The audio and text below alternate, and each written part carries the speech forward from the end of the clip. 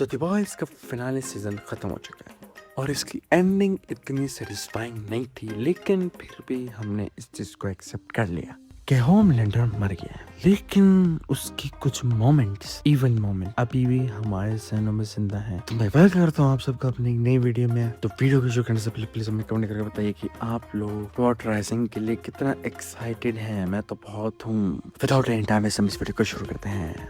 Even moment number 1। Season 2 के episode में जब नए लोग की भर्ती शुरू हो रही होती है तो एक पॉसिबल कैंडिडेट के तौर पे एशली ब्लाइंड स्पॉट को लेकर आती है। उसका मकसद होता है कि D7 में डाइवर्सिटी आनी चाहिए क्योंकि वार्ड की मीडिया कैंपेन स्ट्रांग होगी। और होमलैंडर यहाँ पे उसको बुलाता है और उसके कानों में इतनी जोर से मारता है कि उसके हेडड्रम फट जाते हैं और खून रुकता नहीं है। और पॉइंट ये तो होती है कि ब्लाइंड स्पॉट के बारे में हमें आगे कभी भी सुनने का नहीं मिलता। एक बेचारे इंसान के साथ ये करने के बाद होमलैंडर कहता है कि एशली को बोलता है कि तुम्हें सच में लगाता है कि क्या मैं 7 में एक किसी भी अपाइच को ले लूंगा। और ऐसा ही ऑलमोस्ट एक सेम सीन आगे भी होता है जिसमें वो होमलैंडर स्टारलाइट के पुराने बॉयफ्रेंड यानी एक्स बॉयफ्रेंड को मार देता है जब उसको पता चलता है कि वो स्टारलाइट के साथ मिला हुआ है और वो उसको बहुत बुरी मौत देता है। और इवन मोमेंट नंबर 2। सीजन 3 के एपिसोड 8 में जब यहाँ पे होमलैंडर अपने बेटे को इंट्रोड्यूस करता है तो एक बंदा होमलैंडर की तरफ एक प्लास्टिक बोतल फेंक देता है और वो बोतल 9 के सर्वे गिर जाती है। और इस बात से होमलैंडर इतना चिढ़ जाता है कि वो हजारों लोग और दर्जन कैमरा के सामने उस इंसान को उड़ा देता है और उसका आधा सर उड़ा ही देता है। ये सब कुछ लाइव टीवी पे टेलीकास्ट हो रहा होता है। ये सब होने के बाद एक लो मोमेंट ऑफ साइलेंस आता है। यहाँ पे होमलैंडर एक्सपेक्ट कर रहा होता है कि लोग शायद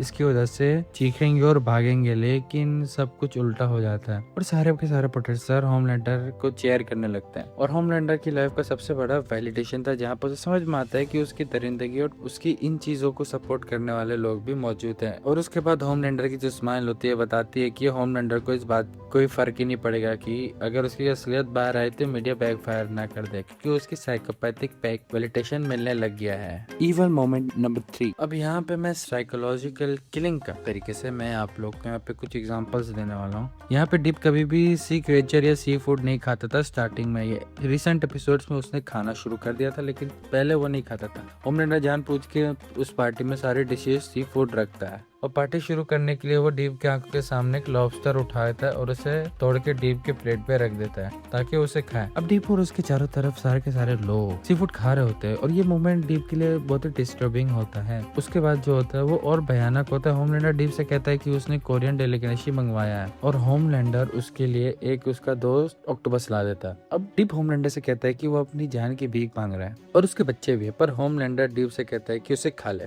और इवन यहाँ पे उसकी बीवी भी कहती है कि भाई तू खा, और ये उसके लिए अनकंफर्टेबल होता है। और ये पूरा सीक्वेंस साइकोलॉजिकल ह्यूमिलेशन या डोमिनेशन था जहाँ होमलैंडर डीप को दिखाता है कि यहाँ पे किसकी चलती है। देन यहाँ पे हमें सेकंड थर्ड मोमेंट देखने को मिलता है जहाँ पे हम देखते हैं होमलैंडर को बोलते हुए कि तुम इस शख्स को मार दो जो आने वाले प्रेसिडेंट के इलेक्शन के लड़ने वाला होता है, और वो जाके मार भी देता है। Even moment number 4। होमलैंडर का सबसे करीबी और सबसे भरोसेमंद इंसान है और वो उससे सेफ है। तो सबसे बड़ी गलती हुई सीजन 3 के एपिसोड में जब ब्लैक नोवार से मिलने के जाता है तो होमलैंडर के मन में सवाल होते हैं। ब्लैक नोवार वार्ड छोड़ के भाग चुका होता है पर वो वापस आता है ये सोच के कि वो सोल्जर बॉय के मारने के लिए होमलैंडर का हेल्प करेगा। और होमलैंडर ब्लैक नोवार को सिर्फ इसी वजह से मार देता है कि ब्लैक नोवार ने उसे बताया नहीं था कि सोल्जर बॉय का पाप है। और इवन हम यहाँ पे देख सकते हैं फायर क्रैकर का भी यही हाल हुआ। इवन हम लोग देख सकते हैं डीप के निकाल दिया गया 7 से, उसको मारा तो नहीं गया लेकिन उसे निकाला ही गया। Even moment number 5। अब होमलैंडर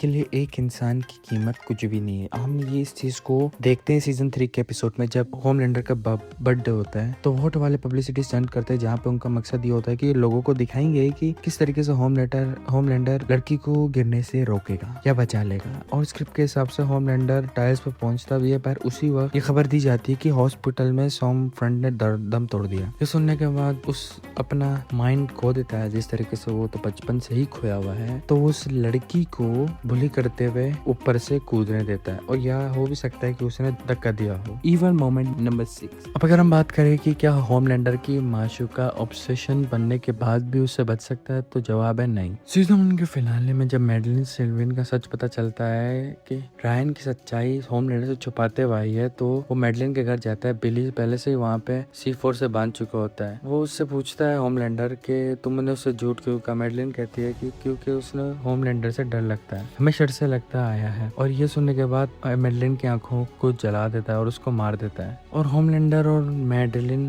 के बीच में एक सेक्सुअल रिलेशनशिप भी था, जहाँ होमलैंडर से ऑब्सेस था, प्यार भी करता था, लेकिन फिर भी वो उसे मार देता है। Evil moment number 7। अब यहाँ पे हम होमलैंडर का सोच देखते हैं। उसे ऐसा लगता है कि सब कुछ उसके लिए इस दुनिया में। तो सीजन 1 एपिसोड 7 में फ्लैशबैक के जरिए दिखाया जाता है कि बेका ने वॉइड जॉन किया था, और एक पार्टी के दौरान होमलैंडर बेका से मिलता है और उसी वक्त उसकी बुरी नजर पड़ जाती है उस पर। और उसी एपिसोड में पता चलता है कि होमलैंडर ने बेका के साथ जबरदस्ती की थी। ये प्राइम एग्जाम्पल है होमलैंडर के नार्सिसिज्म का, कि सारे बेहतरीन चीजें सिर्फ उसके लिए किसी उसकी सोच है। और उसने बिली बिचर की जिंदगी बर्बाद कर दी, क्योंकि उसने उससे वो छीन लिया जिससे बिली सबसे ज्यादा चाहता था। Evil moment number 8। अब सीजन 1 में यह डिबेट चल रहा होता है कि क्या सूप्स को देश के डिफेंस में एंटर करना चाहिए कि नहीं, और उसको डिबेट को जीतने के लिए होमलैंडर दुनिया भर में कंपाउंड वी को सप्लाई कर देता है ताकि टेररिस्ट बन सके, सुपर टेररिस्ट। वो पूरी दुनिया को एक खतरे में डाल देता है, सिर्फ ये दिखाने के लिए कि वो इस आग को बुझाने वाला एक ही जरिया, और दुनिया भर की एक गवर्नमेंट एग्री कर जाए। और ये एक प्राइम एग्जांपल है कि होमलैंडर एक स्ट्रेटेजिक इवल भी था। वो पूरी दुनिया की जियोपॉलिटिक्स में आग लगा देता है, जो कि दिखाता है कि वो सिर्फ एक्सटेंट पर एवेलेक्ट करने वाला इंसान नहीं, बल्कि